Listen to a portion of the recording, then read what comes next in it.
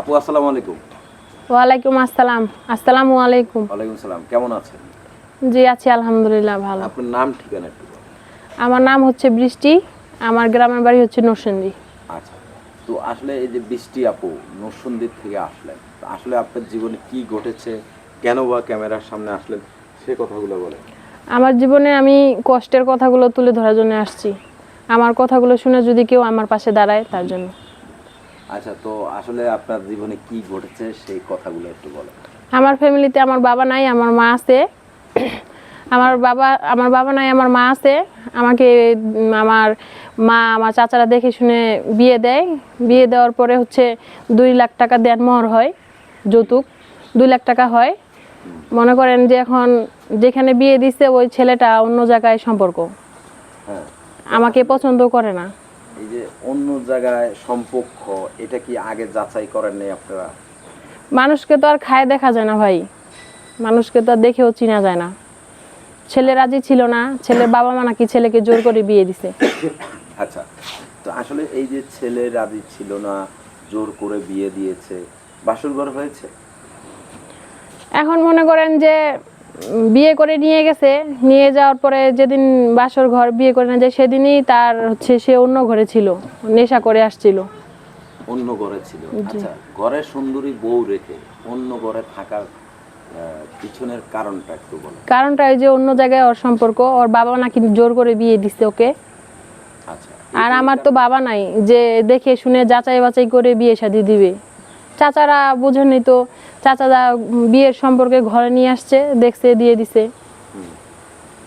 আচ্ছা, তো আসলে এই যে মানে আরেকজনের সাথে সম্পর্ক আপনার জীবনটার মধ্যে একটা জীবনে একটা মানে বড় ধরনের বিপদ টেনে আনলো না? জি। তো এখন মানে মূলত আপনি কি চাচ্ছেন, কেন বা আসছেন ক্যামেরার সামনে? আমি ক্যামেরার সামনে আসছি এই জন্যেই যে আমার বিয়ে হয়, বিয়ে হওয়ার পরে তার সাথে ডিভোর্স হয়ে যায়। আমার একটা মেয়েও আছে। আমার ডিভোর্স হয়েছে আজকে প্রায় হচ্ছে 4 বছর হয়েছে।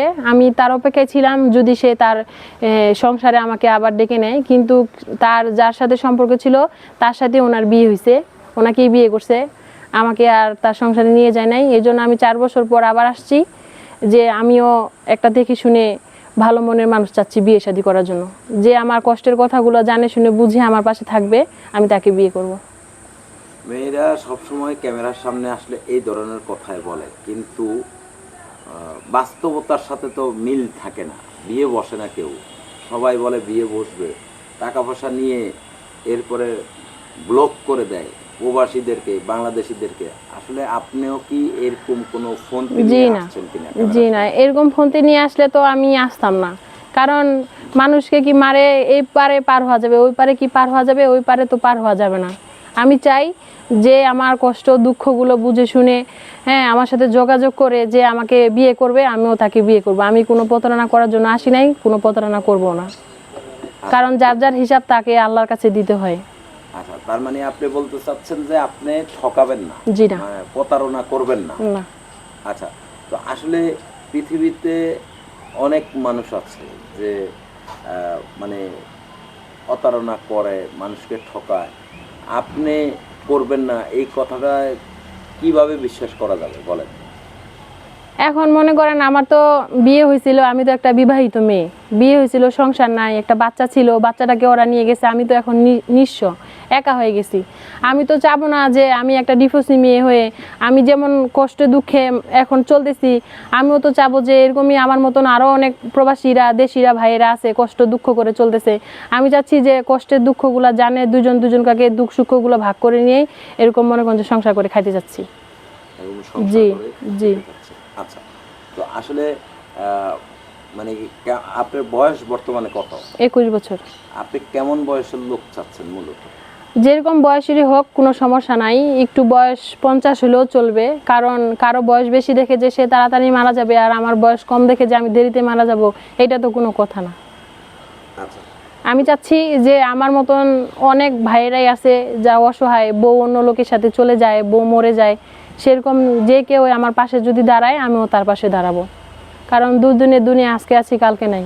হ্যাঁ। আচ্ছা, তো এই যে 2 দিনের দুনিয়ায় আজ আছেন কাল নাই, তো আপনার আশেপাশে কি ভালো কোনো মনের মানুষ পাচ্ছেন না? ভালো মনের মানুষ বলতে কি, এখন তো মনে করেন যে টাকা চায়, যৌতুক চায়। ভালো ঘরে বিয়ে দিতে গেলে তো টাকা নেই, আমার তো বাবা নাই, যৌতুক দিয়ে বিয়ে দেওয়ার মতন তো আমার মার সামর্থ্য নেই যে যৌতুক দিয়ে অন্য জায়গায় ভালো করে দেখে শুনে দিবে। আচ্ছা, এখন যৌতুক চায়। আচ্ছা, তো আসলে এই যে আপনাকে বিয়ে করে একটা মানুষ যেহেতু দায়িত্ব নেবে, আপনার পাশে থাকবে, আপনার কাছে কি সে কি পাবে? আমাকে পাবে। আপনাকে পাইলে হবে? কেউ কি টাকা দিয়া গাধা পালে? গাধা তো পালার এখানে কোনো কথা না ভাই। আমি তো বলছি আমার মতন অনেক মানুষ, ছেলে মানুষ আছে দুঃখ, যেমন বিয়ে করছে, বাচ্চা কাচ্চা রাখে চলে গেছে, বাচ্চা কাচ্চা নাই, মনে করেন আবার ইয়ে করতে পারে না, ভালোবাসা দিতে পারে না। আবার ফির মনে করেন যে হচ্ছে বউ রাখে, স্বামীকে রাখে অন্য ছেলের সাথে সম্পর্ক করে চলে গেছে, বাচ্চা আছে মানুষ করতে পারতেছে না, এরকম ধরনের লোক হইলেও চলবে, সমস্যা নেই। কিভাবে মনে করেন যে হচ্ছে আমি একটা মেয়ে মানুষ, আমার কাছে যে আমাকে বিয়ে করবে আমার কাছে ভালোবাসা পাবে, যত্ন পাবে, আদর পাবে, এটাই তো। আচ্ছা, এই যে ভালোবাসা যত্ন কি টাকা পয়সা দিলেই থাকবে, না এমনিও থাকবে, কোনটা? সারা জীবনের পাশে যে আমার পাশে থাকবে আমিও তার পাশেই থাকবো। আচ্ছা আর হচ্ছে যোগাযোগের ব্যবস্থাও আছে, আচ্ছা, যে আমাকে বিয়ে করবে ডাইরেক্টলি আমার সাথে যোগাযোগ করবে, আমি যোগাযোগের ব্যবস্থা করে দিচ্ছি, যোগাযোগ করে বিয়ের কথা বলবে, আমি বিয়ে করে ফেলবো। আচ্ছা, তো যোগাযোগ করে কি আপনার ঠিকানায় আসবে? জি এসে আপনাকে বিয়ে করবে, জি এই তো? জি। এখন বিষয় হচ্ছে যে একটা ছেলে আপনাকে বিয়ে করে সে যদি তার নিজের বাড়িতে নিয়ে যেতে চায়, আপনি যাবেন? অবশ্যই একটু জোরে বলেন। অবশ্যই যাবেন? সে বিয়ে করে যেখানেই নিয়ে যাক না কেন, তার বাড়িতে নিয়ে যাক বা তার কাছে রাখুক, আমার কোনো সমস্যা নাই।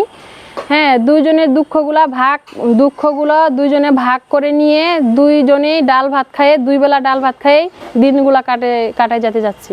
আচ্ছা, তো আমার ঠিক আছে। বেশি কিছু অর্থ সম্পদ, টাকা পয়সা, এগুলো বেশি কোনো প্রয়োজন নাই, এগুলার আমার দরকার নাই। শুধু যে মানুষটা আমার কষ্টগুলো বুঝে আমার পাশে দাঁড়াবে, আমিও তার পাশে দাঁড়াবো ইনশাল্লাহ। আপনারা যারা দেখছেন এই বোনটিকে, আপনারা আপনাদের নিজ দায়িত্বে তাকে সাহায্য সহযোগিতা করবেন। ইউটিউব কর্তৃপক্ষ এই ধরনের কোনো দায়িত্ব নেয় না। বিয়ে শাদীর বিষয়েও ইউটিউব কর্তৃপক্ষ কোনো দায়িত্ব নেয় না। আপনারা আপনাদের নিজ দায়িত্বে তাদেরকে সহযোগিতা করবেন, তাদের পাশে থাকবেন, তাদেরকে বিয়ে করবেন। সে পর্যন্ত সকলেই ভালো থাকবেন, সুস্থ থাকবেন। আর কিছু বলার আছে? জি না, আমি একটা কথাই বলতেছি, আমি যদি কথার ভিতরে কোনো ভুল করে থাকি তাহলে আপনারা আমাকে ক্ষমা দৃষ্টিতে দেখবেন। আমি কারো মেয়ের মতন, কারো ছোট বোনের মতন। আপনারা যে আমার দায়িত্ব নেবেন, যে আমার পাশে থাকবেন, আমিও তার পাশে সারা জীবনের জন্য থাকতে চাই। ঠিক আছে, ওকে। আসসালামু আলাইকুম। ওয়ালাইকুম আসসালাম, আসসালামু আলাইকুম।